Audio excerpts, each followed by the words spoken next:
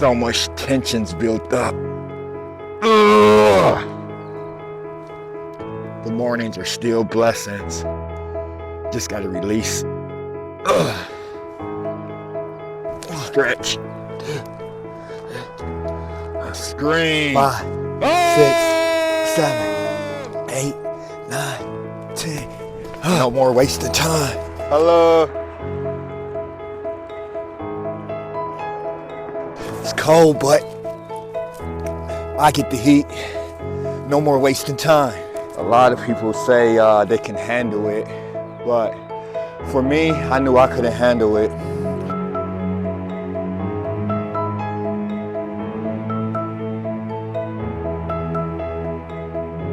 Yeah, the odds was in my favor to stop, but my addiction was so extreme that I wasn't paying attention to stopping that it could really help me to the extreme of like getting how far I became today.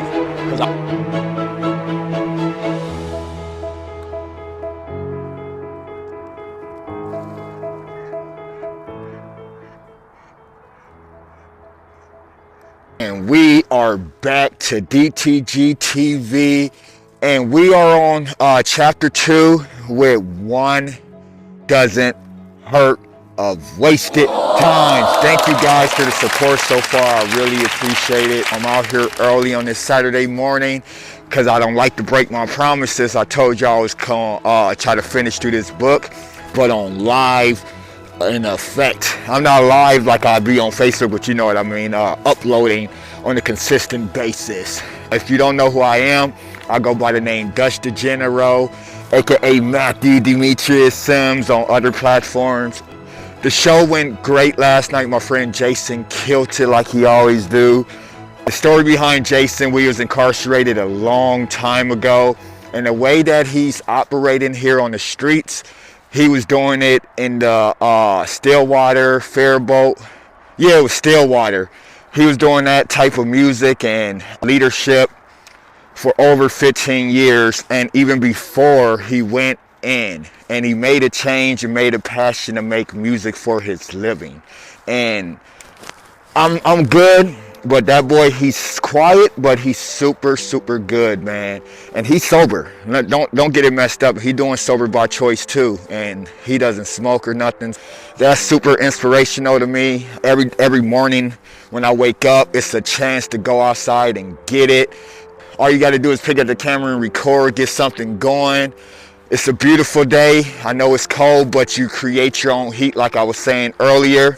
It doesn't matter how cold it is. You got to be ready for it. Be hot. If you be ready, you don't have to get ready. And I know y'all heard that, but I'm gonna start this tutorial in a second. I'm trying to get back to working out real quick because it's freaking cold out here. So I need to create my heat. So with that, I really appreciate y'all for supporting my channel with the Wasted Time. I'm starting it on my other YouTube channel. Matthew Sims, because I'm trying to get both of my channels on separate grounds, but if I have to, I will upload to Dutch DeGenero since I got over almost 2,000 subscribers. I was trying to keep it separate. I didn't get that many views on this first one, but you know, you build it, it will come. You build it, it will come. So with that being said, no more wasting time, and we can get this video going. Welcome back to Wasted Times. Now we are on chapter 2 where One Doesn't Hurt. And yeah, I wrote a short chapter on this one. It's my first time in 2019 getting on probation. A probation violation. I did 38 days. And what a ride for me. It came out of nowhere. I knew I was coming, but not that day. And what I mean by that, I was working. I remember I was working that day. And next thing you know, I had court for 9 o'clock.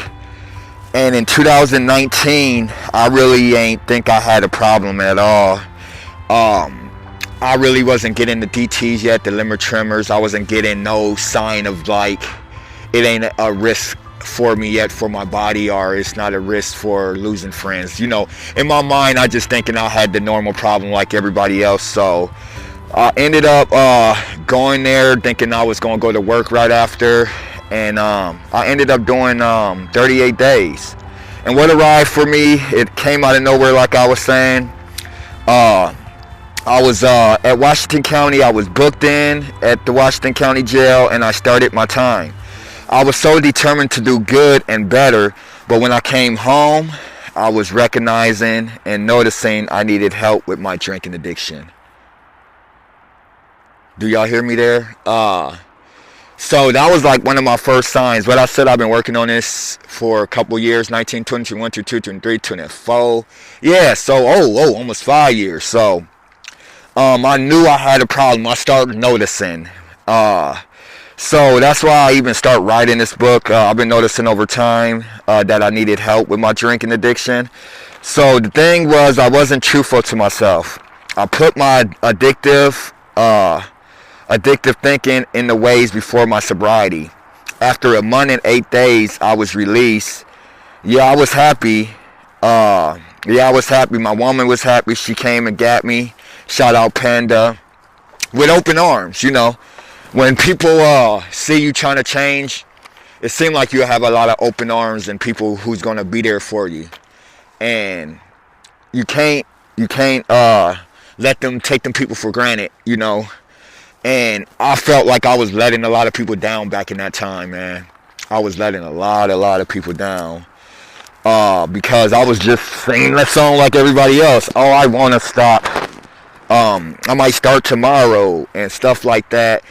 And I was just lying back to back to back. And next thing you know, I tried to get sober for a month. People believing I was sober. Then next you know, I'm trying to sneak drinks. I'm mixing my drinks with... Good morning. Mixing my drinks with coffee stuff, like how I'm doing in the morning before work. So in my mind, I really wasn't thinking I had a problem. Like, oh, I'm going to work and I'm driving and I'm trying to celebrate that all this hard work. Really, that's what I'm trying to say. All this hard work, I deserve to have a drink. I don't know what my mind was telling me, and I don't know who's need to hear this. You probably going through this yourself. I feel like I'm talking to somebody specific, but it doesn't work like that. You could get away with it a million times. You hear me? A million times. But that one mistake, even if it's the police, you hurting yourself, it's going to catch up. And they say it's misdemeanor, petty misdemeanor, whatever, reckless driving. But everybody is grown. Even kids drinking, but everybody grown. We know what we're doing when we get behind that wheel. So with that, we're going to get back to the tutorial. I'm starting to get warm. How about you guys? Morning. How you doing? Good.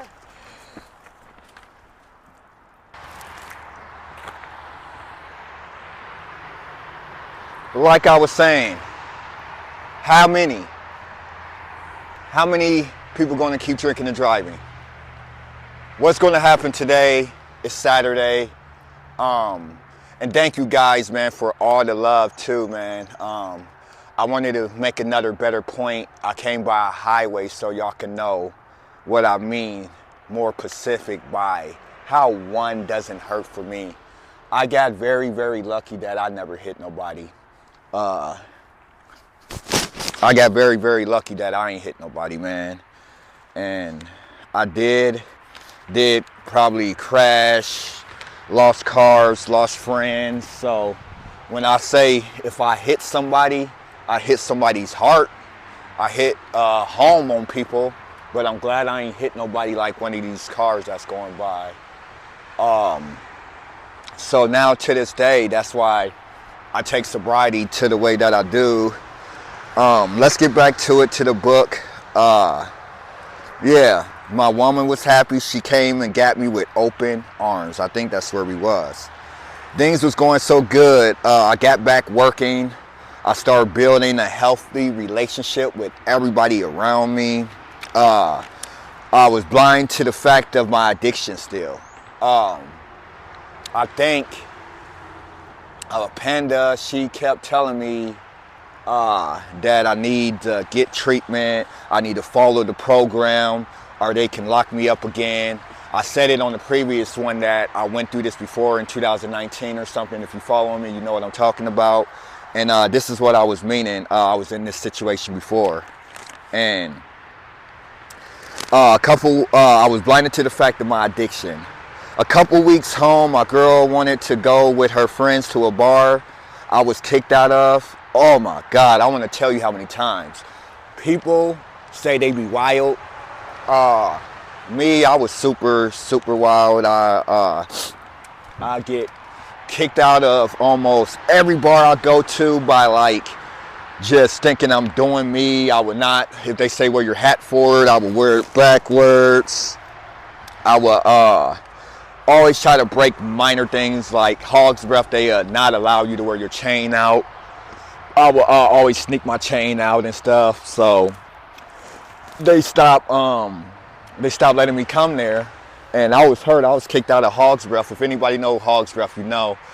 A couple years before the COVID hit, that was the spot. I was going there every weekend, getting tore up to the floor up. I walked on this highway even before, being stupid and drunk. But now let's get back to it. Weeks home, my girl wanted to go with her friends to a bar I was kicked out of, but now unable to get into.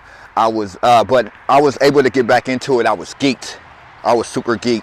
I started thinking I can have me a drink, just one drink, ain't gonna hurt. Even if I did a couple, I can control it. I have it under control, right? Everybody say they got it under control, even when they're drunk. I'm not too drunk. I can handle it. I'm not even fucked up like that. But when you're a sober person or in sobriety, you know the difference from a person when they're intoxicated or something, or even if they're just saying they got a buzz. Okay. You say the same thing to a cop when you get pulled over because they say the same thing. Oh, I only had one. Because it's like a natural lie to yourself where you feel like you could get away with it. But facts doesn't lie. The eyes is the key to the soul. You see my eyes? They wasn't like that. They wasn't like that 3 years ago, 4 years ago. You could tell the lies through the eyes. So remember that, guys. If you ain't learned something, you learned something today. Eyes is the key to the soul. So with that, man, I thought I can control it. I have it under control. I know what it could do to me if I drink too much. I got a beer when my girlfriend went to the bathroom from my friend I ran into, and out of nowhere, my heart dropped because my girl, best friend, biggest supporter, caught me in the act of drinking. And this was 2000, probably like 20 or something. And I felt like a piece of shit when she seen me with that drink in my hand because I was giving her so much hope that I was going to change. So that really broke me super bad. But you know how addiction is. I did not stop drinking. I said, I'm caught now, might as well just keep drinking. So instead of stopping, I drank it all and act like a dick. The beginning to a self-destruction, destroying everything and everyone around me. Losing people by the dozen. And I was just like, when I was getting intoxicated, I would call up people randomly who I never even spoken to in a very long time. You know what I mean? I would vent to them about the situation of my consequences in my relationship with them, about she's mad at me because I'm drinking. Can I come hang out with you? And people was pushing themselves away from me because nobody wanted to really be around a drunk. It ain't partying when you're like drinking Monday through Friday to Saturday to Sunday. It was a non-stop cycle for me. So I was losing people by the dozen. And now to this day, I can probably have 1 million friends. I do. And I found myself now. So I be like picky choosy who I want to have around me. I'm happy being alone more. When I got sober, I found the energy that I was always looking for in a bottle. So with that, I was losing so many people, man. I let it take control of me, and that's how I was figuring this stuff out back then. So let's see, let me get back to it. Instead of stopping, I drunk it all and act like a dick. The beginning of a self-destruction, destroying everything and everyone around me and losing people by the dozen. I don't know if it was a good thing, but could be now. It only took that one drink to go downhill for my girl saying I look so good to seeing, remember that from my last video? You look so good, to seeing the drunk in my eyes every day. Damn. To seeing the drunk in my eyes every day. I forgot I even wrote that, but damn, that was crazy. So what's the problem? Is it the drinking, friends, girlfriend, the stress, can't control myself? Well, the answer to me is I knew what one drink can lead to, but I did nothing to stop it. There's times I can drink, but that's 1 out of 10 times. That's 1 out of 10 times. So the odds is in my favor to stop. I actually wrote that. So the odds in my favor, is to stop.